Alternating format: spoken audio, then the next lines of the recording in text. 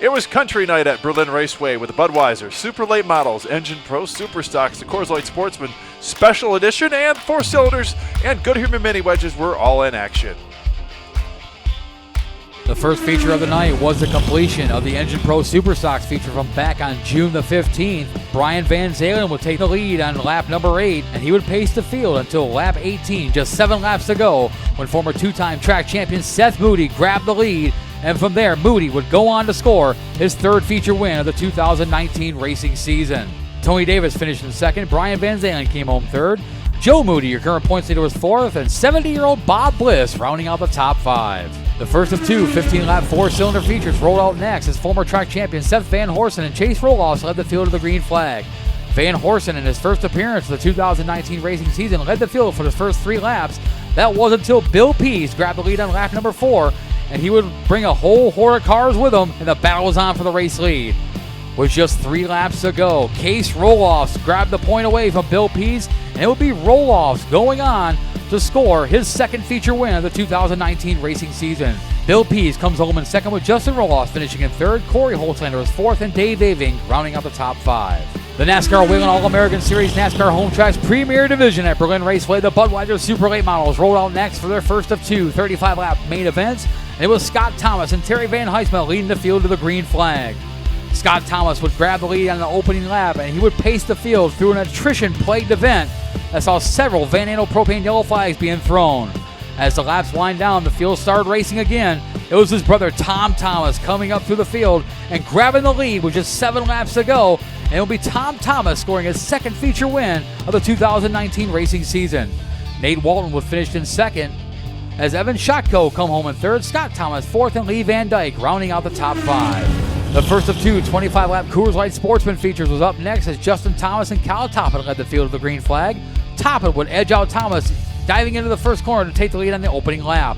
That lead was short-lived, however, as veteran Kirk Meisner grabbed the lead on lap number 3, and he would set a torrid pace that had the field scrambling to catch up to the Sand Lake, Michigan veteran. Finally, with just 8 laps to go, Weston Jewett grabbed the lead away on lap number 18, and Jewett held off a hard-charging Josh Frye to score his 2nd feature win of the 2019 season.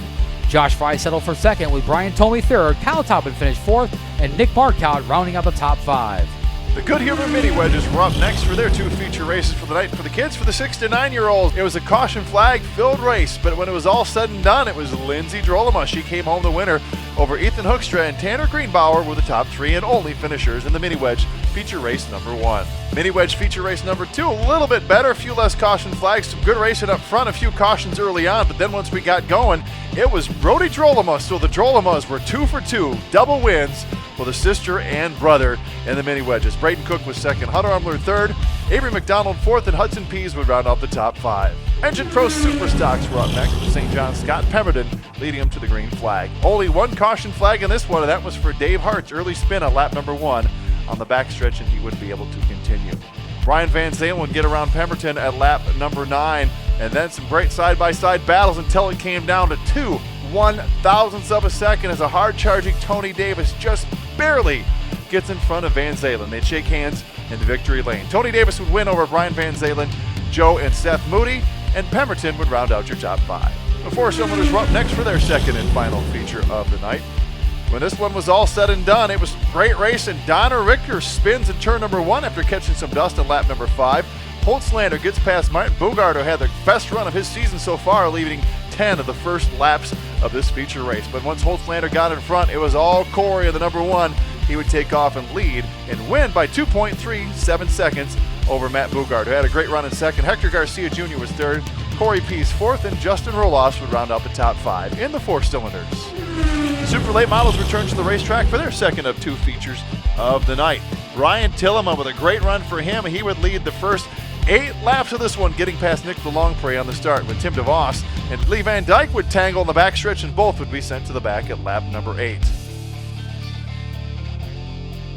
It took until lap number 14, and Nate Walton got around Brian Tillema, and then Brian Tillema would get passed back by Walton one more time. But then it was Tom Thomas who got past Nate Walton, and it was 2 for 2 for the Tomster. He won it once, and the first driver to do double feature wins in the same night in the Super Late Models. So Tom Thomas Hard charging in the points, Tom Thomas wins. Evan Shotko comes home second. Nate Walton would be third. Dave Zagajski fourth, and Lauren Bush-Sokolowski with a nice run rounds out the top 5. The Coors Lite Sportsman would be the final race of the evening. It was a great run for Roelofs. Cole Roelofs would lead the first 19 laps, but Josh Frye, after damage in the first race, would work his way slowly but surely up and get past Roelofs on lap number 19, would beat him by 3 or 4 car lengths. So Josh Frye, after damage, comes home victorious. Cole Roelofs had a great run. He would finish second. Weston Jewett recovered to finish third. Austin Hull fourth. And Brian Tomey rounds out the top 5 to end the racing activity for the evening. Our next race will be on Saturday, July 6th. We celebrate our nation's 243rd birthday with our 4th of July racing extravaganza with a huge fireworks show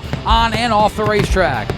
The iCar main event Outlaw Super Late Models make their final appearance of the 2019 racing season. They'll be joined by the second race of the year for the Napa Filters Vintage Modified, as well as the second appearance of the season by the Midwest Compact Touring Series.